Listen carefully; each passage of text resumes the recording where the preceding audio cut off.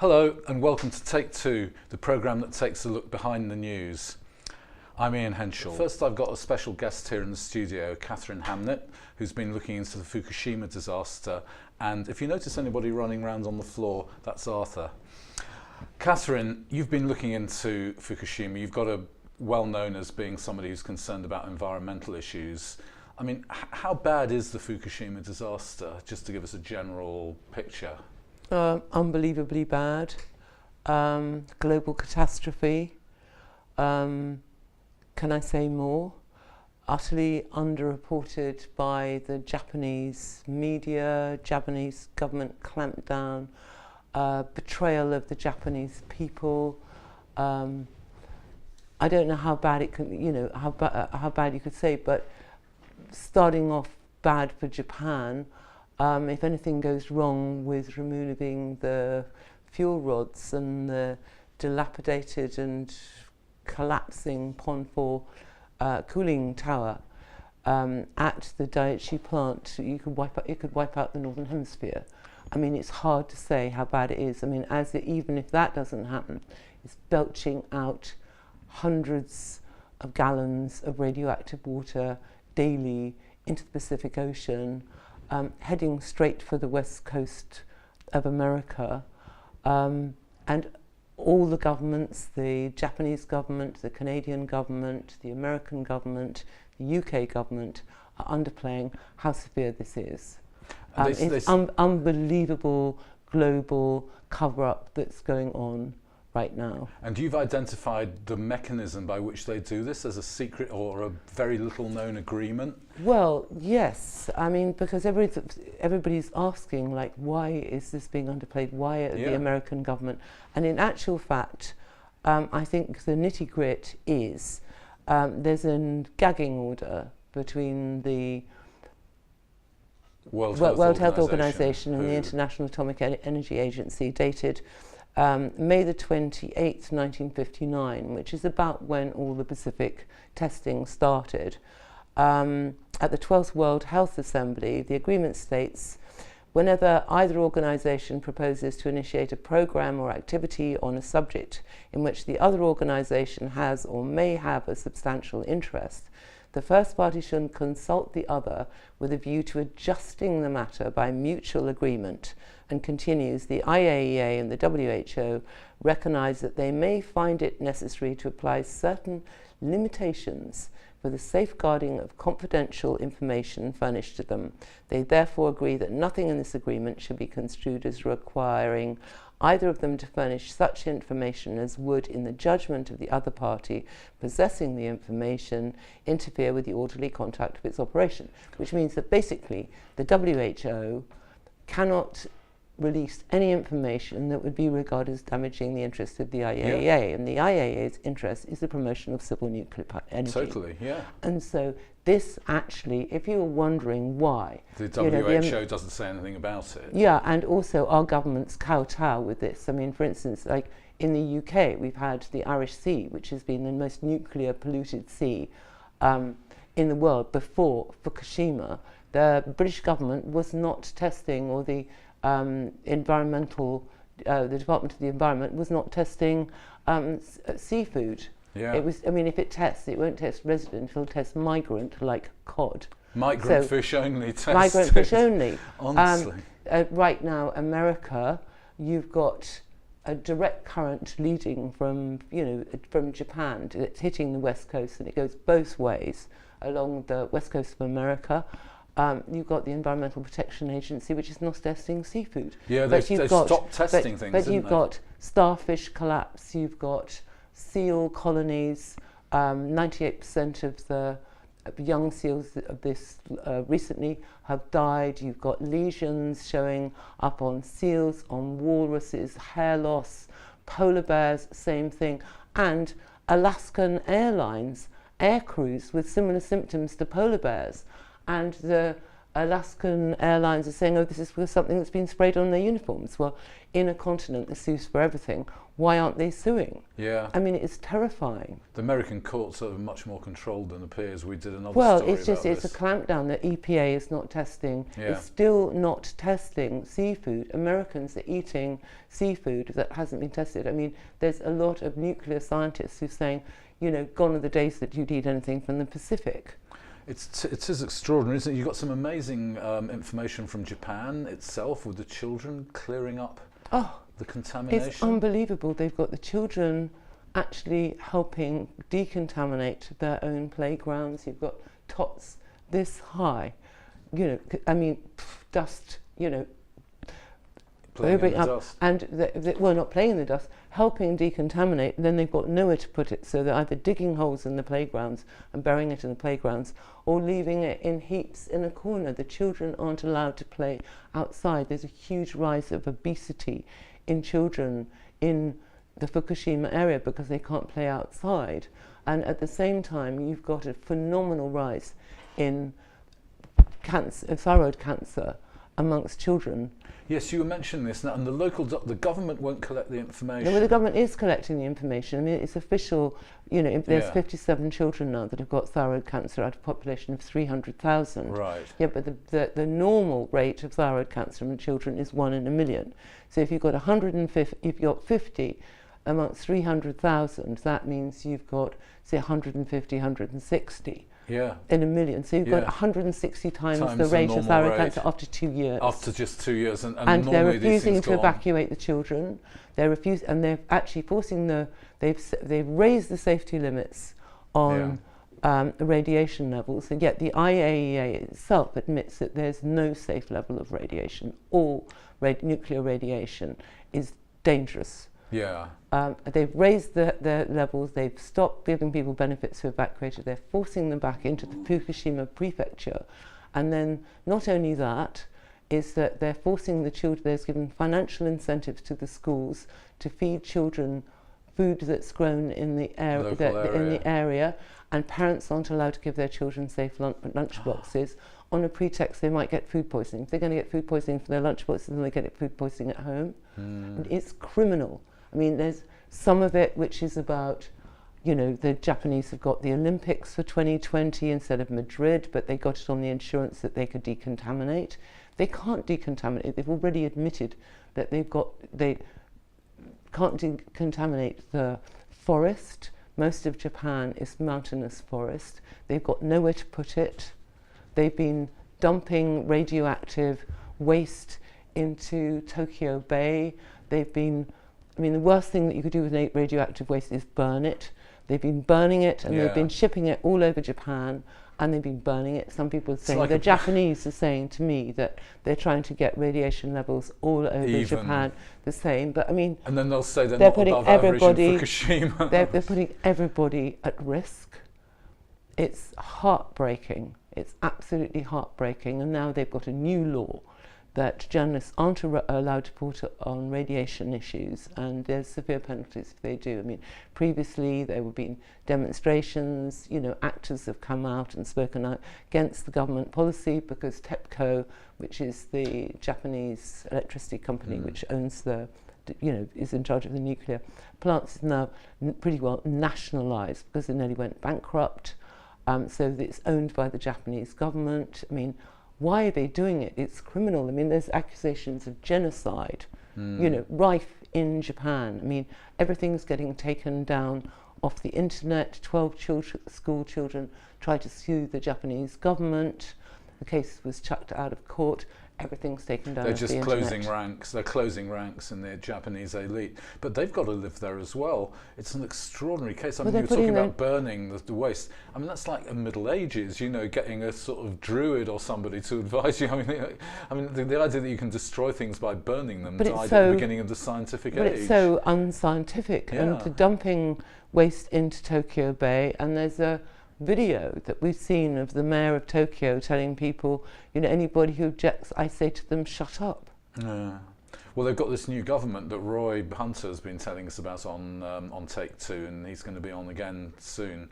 and it's all part of this militarism, which the Americans are trying to revise. And well, I mean, you think is, in okay, going back to the IAEA, their interest is the promotion of civil nuclear power.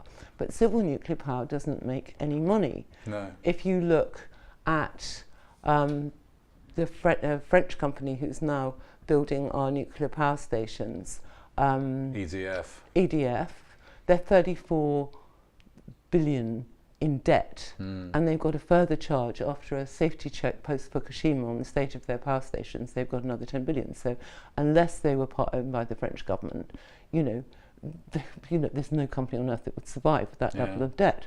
So what is behind this?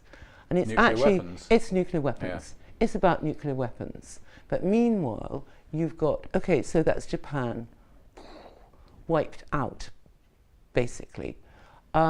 But you've got now America, who's poo-pooing any fears that their citizens may have. I mean, there was that recent video, I think, that I showed you of the guy going around this divine beach in San Francisco with the Geiger counter, and he finds that the radiation levels are 5 times the newly elevated norm. Which has already been elevated. Yeah, it's already been elevated. Their main countermeasure has been to elevate the level that they call their risky. their safety level, but again, as the IAEA itself says, there's no safe level. So people are terrified. This video got 400,000 hits in a matter of days. So I think there's rising panic in America. The penny's starting to drop because they've seen the sea lion deaths. They've, the herrings are, all the fish are coming in bleeding. The sockeye salmon is like hugely dropped. There's all this evidence mounting up that's pointing at Fukushima. But the authorities are very poo-pooey about this video. Say, oh, well, we couldn't possibly be Fukushima. And yet already, previously they've you can check. These things have their signature. Of course, they have total Experts signature. Can check, and you can trace it back. There's no problem if it's. But they're already trying to poo-poo it and say, oh well, it couldn't possibly be that. But the prediction was that it was going to start hitting in 2014. Here we are, and there's waste, there's rubbish that's coming over, from the tsunamis already hitting the west coast. And then you've got 15 out of 15 tuna caught off the coast of California have got elevated levels of cesium. And then, of course, you've got this disastrous triple meltdown, which I was quite amused to hear the BBC on this. They said, well, they were so wrong. They actually denied that there'd been a meltdown at all. Did you see that? And quite recently, somebody obviously decided to correct the record, and they mentioned that there had been. They said, contrary to the original reports, there was actually a triple meltdown. What they didn't tell you was that it's their reports were the original ones that told us that there wasn't a triple meltdown. So it's very odd. But then it's the British government, super pro-nuclear. I mean, I would love nuclear. I would adore it. It's like, what did Thatcher say? Free energy and how wonderful. I mean, if it wasn't so dangerous. Yeah. If it wasn't so dangerous, if the risks weren't so high. But this is showing that the risk of nuclear energy is too high. We should get out of nuclear energy now, because this is one nuclear power station that's gone wrong. I mean, the predictions on the Pacific is dead. Japan's supposed to be an efficiently run. When Chernobyl happened, people said, well, that's the Russian, Soviet Union, very inefficient, although actually the cleanup was very efficient. But why build it? Why we have all these nuclear reactors on fault lines? In a country that was prone to earthquakes of a stupid design like the Pond 4. It's the cooling pond is 100 feet in the air. I mean, who designed these things? I mean, half widths, and then they put it on an earthquake zone. Is it some kind of suicide bomber who wants to blow up the world? Well, maybe. Because they're doing a very, very good job. I mean, this could be it for us. It's that bad. Well, it's a serious wake-up call, and yet again, it's not being heeded. I mean, this isn't the Soviet Union. This is Japan. They're supposed to be one of the great success stories. It's Canada. It's the US. It's the UK. I mean, the UK are so pro. It's all fine. They actually sent a cricket team into Fukushima to show that because they said the background radiation is no higher than Cornwall. Yeah, and that brings us to another point, of course, the difference, this very scientifically illiterate statements they make comparing particles of radiation to background radiation, because background radiation isn't in your body. But ingesting radiation is far worse for you than background radiation, and long-term exposure is much worse for you than short-term intense exposure. And this is what these children are getting in Fukushima. I mean, it makes you want to cry. There's a film that's being made. Yeah. Well, because they're being forced to eat food, irradiated food. I mean, the farmers are saying, we're being forced to grow this food and we sell this food, but we wouldn't eat it ourselves. And the decontamination in the rice fields is not taking off the area of topsoil, it's just digging it in. Yeah. So these children, we really are seeing, you know, a crime against humanity. It here, is, really. Levied and by it's the a Japanese dereliction of duty by the United Nations, the Japanese government, the WHO. It's criminal negligence, and you've got collusion of not only the governments but the media. Yeah, you've got the media. I mean, the amount of people that I've tried to get to cover this story, and I'm reasonably well connected, and it's just blank, blank, blank, blank, blank. And what I think do they say? Who isn't, you know, who isn't part of the solution is part of the problem. Yeah, of course. But when you go to sort of, you know, well, there's kind of silence, you know. They just don't get back to you. Well, yeah, you know, I've tried The Guardian, and I've got, you know, silence. I've talked to loads of people. I mean, I'm carrying on, obviously, because I think this is, you know, this is the end of the world. You know, and if anything goes wrong with this Pond 4, the end of the world's going to be kind of quite quick. You know, we're all going to be dead of cancer within 15 years. You know, it'll just be over. Forget, you know, our dreams of having grandchildren. I'm sort of contraindicating my kids right now, like, you know, maybe let's not go there. I mean, that's really frightening. But historically, you know, the effects of atomic radiation have been completely non-reported, non-monitored as well. I mean, what's happening in Japan is only 15% of the staff of TEPCO are actually TEPCO full-time staff with insurance. Yeah. The rest of it, they're using homeless people. They're using homeless and they're giving them people until they've got the maximum amount that, you know, is sort of legal, if, you know, anything is legal over there or illegal. And then they're just kicking them out back to homelessness, and there's no monitoring, there's no health checks, there's no health care, nothing. But this has been going on since the Marshall Islands. I mean, the Marshall Islands. The Marshall Islands, what was that? That was the Bikini Atoll testing in the Bikini 50s. Atoll, that rings a bell, yeah. Yeah, and they got a huge plume of radiation. It was very bad, they were evacuated, but they've been having, you know, they had jellyfish babies there. I mean, it's like children born without bones. Birth defects are so horrific that the paediatricians can't believe that they're, you know, they can hardly believe that they're human. I mean, families have decided to go extinct there because of the frequency and horrific nature of the birth defects. But you've got Chernobyl is mirroring the Marshall Islands, and now Fukushima is mirroring Chernobyl. But is the United States going to be mirroring Fukushima? You know, or are we going to be next? It is pretty, for me, this is a sort of crisis of governance, really. It is. It's the final nail in the coffin, I think, of our political system. Something this has terribly failed wrong. us, because what we forget is that we make contributions to the UN, but they've come from our taxes. You know, we pay, you know, the government of civil servants. You know, we pay everybody. This is our money. And this is what they're doing with it. I mean, I think this is the end now. I think we need to devolve rapidly into direct democracy, like they have in Switzerland, when everything is decided by referendum. And they actually have lower national debt. Yeah, I'm sure they do. And they also have more informed citizens, because there's a status issue about knowing, you know, your stuff on the oncoming referendum, because people discuss it in bars and cafes. And so you have actually a better informed electorate, more informed than legislators in the UK or anywhere else. So we need to move on this fast, because these guys are going to kill us. Yeah. You know, I mean, this is genocide. This is genocide on a global scale. Yeah.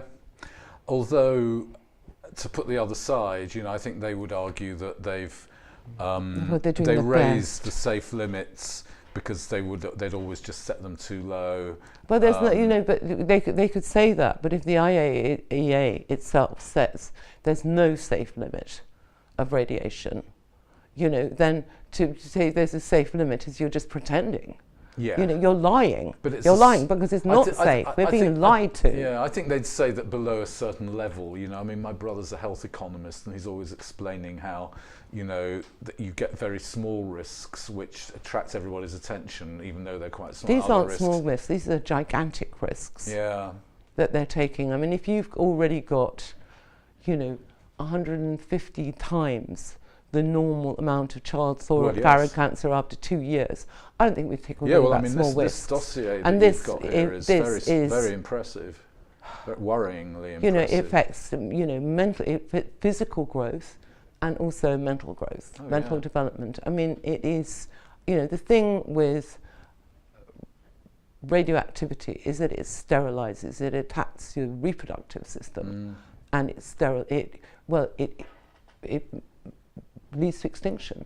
Just to get back to that that agreement between the World Health Organization and the nuclear establishment, I'm just wondering if this is a bit off topic here, but I'm just wondering if the reason that they won't ever tell us anything about Fallujah in Iraq, where so many people are apparently dying now, and John Pilger's been there and he did a report. Oh, the birth defects there. Yeah, due to depleted uranium. I wonder if that's why the World Health Organization is refusing to take up that issue. Because it's not actually, depleted uranium is not actually, it's not radioactive, it's a toxin, it's a poison.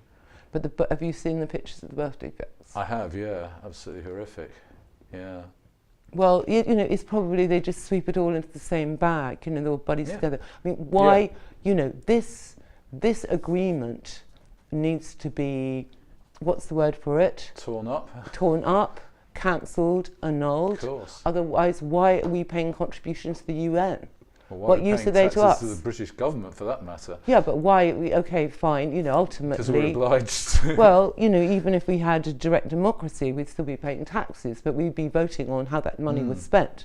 But if I was voting on how my money was spent right now, I wouldn't want any money going to the UN until this agreement was torn up. So, Katherine, the thing I find most bewildering about this is really the behaviour of the Japanese. I mean, we've been discussing about the Middle Ages idea that you can burn things. I mean, without being too sort of culturally critical, is there something about the Japanese that makes them put up with this? I mean, you were mentioning you were telling me earlier how the Crown Prince has had the Fukushima rice, especially. Well, they, you know, whether this is a PR operation, but first of all, they were discussing whether to evacuate him, which would have been sensible, because I think you should evacuate Tokyo.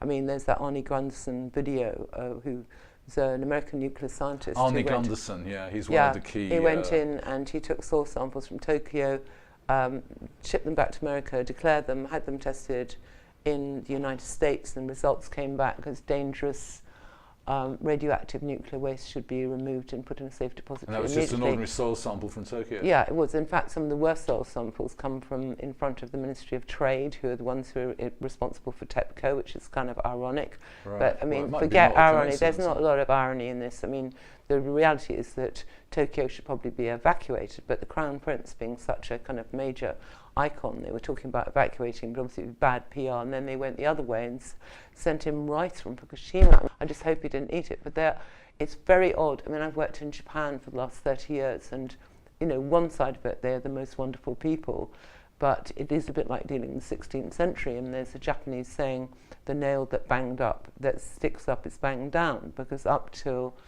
you know, the end of World War II, I mean, they've only just been a democracy for a very short period of time. Yeah. Before that, the orders came down from on high, and they were obeyed, you know, gone.